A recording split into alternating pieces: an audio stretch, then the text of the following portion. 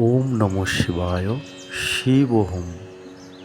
আজকের আলোচনা হলো সংকল্প থেকে সৃষ্টি, অর্থাৎ কিভাবে আমরা যা চাইব তাই পাব।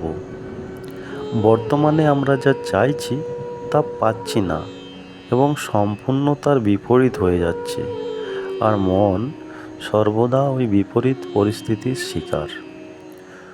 ওই পরিস্থিতি থেকে আর বেরিয়ে আসতে পারছে না, কারণ মন সারাক্ষণ ওই এক ধরনের থটস বা চিন্তনে ডুবে আছে, এবং মন যতবার ওই নেগেটিভ থটস বা চিন্তনগুলি বারংবার তৈরি করছে, আমার সামনে ওই একই রকম পরিস্থিতি বারংবার তৈরি হচ্ছে। কারণ রিয়েল বা বাস্তব এবং কল্পনা বা ইমাজিনারি, এই দুটোই ব্রেনের উপর সমান প্রভাব রাখে। একটি রিসার্চে পাওয়া গেছে যে একদল সত্যি পিয়ানো বাজাচ্ছে এবং আরেক দল শুধু ভাবছে যে তারাও পিয়ানো বাজাচ্ছে। তাতে দেখা গেছে যে দুই দলের লোকের ব্রেনের অ্যাক্টিভিটি একই রকম এবং তার প্রভাব শরীর এবং মনের উপর একই রকম পড়ছে। অর্থাৎ আমরা যে সংকল্প বা থটস তৈরি করছি মনের মধ্যে, অনেক সময় সেটা কল্পনা, আবার অনেক সময় বাস্তব পরিস্থিতির ওপর ভিত্তি করেও তৈরি করছি। দুটোর প্রভাব কিন্তু একই রকম।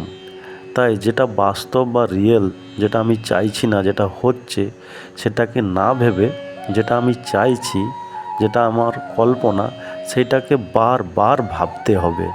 এবং ধীরে ধীরে দেখা যাবে যে বর্তমান পরিস্থিতি আমার আশানুরূপ না হলেও আমার কল্পনা এবং আমার ইমাজিনারি থটসগুলি বারবার ভাবার কারণে ওই যে বাস্তব নেগেটিভ পরিস্থিতি, সেই পরিস্থিতি থেকে মন অনেকটা পজিটিভের দিকে শিফট হচ্ছে।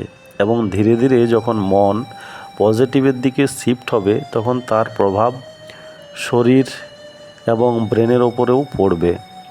তাতে দেখা যাবে যে ধীরে ধীরে পরিস্থিতিও পরিবর্তিত হয়ে যাচ্ছে, এবং তখন ওই ইমাজিনেশন বাস্তবে রূপায়িত হচ্ছে।